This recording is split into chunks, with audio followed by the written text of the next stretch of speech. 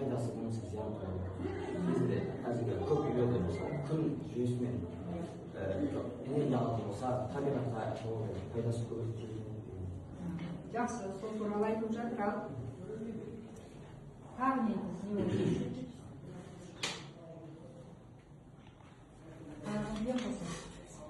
мынау бар ма? Таба алдыңыз ба?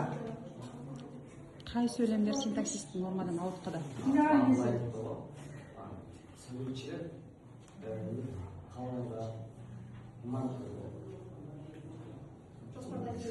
Дұрыс сөйлемін айтсаң. сол сөйлем бар еді. Сол сөйлем бар еді десе, жақсы, мына жерде қойып айтып жатыр сол сөйлем.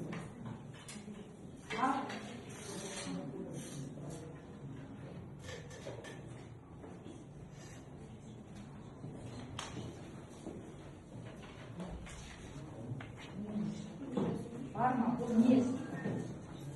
Söyleyiciler jostlarları oradan kazan жаңалықтар Жаңа қаламсал ода, ал жақсы.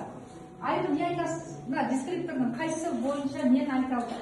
Бірінші жақсы жағын айтыңыз, Асхаттың жақсы жағын айтыңыз. Мәтіннің негізгі ойын тапты. Мәтін негізгі ойын тапты. Көтерілген мәселені тапты. Өз пікірін айтты. Қазір кездегі маңыздылығын айтпады. Иә. Және синтаксистік нормада ауытқан сөз тіркесін таппады. Таппады. Ол үшін не істеу керек? Ол үшін Асқар не істеу керек? Мәтінді толық оқышу керек. Толық оқышу керек. Және синтаксистік норманы табу үшін кітаптан ережені қарап шығу керек. Асқар, түсіндіңіз ба не істеу керек екенін? Қазір сабақ барысында соны қарап шығыңыз. Жақсы. Енді Асқар айтады, дәл соны бағалайды бізде Кәусар.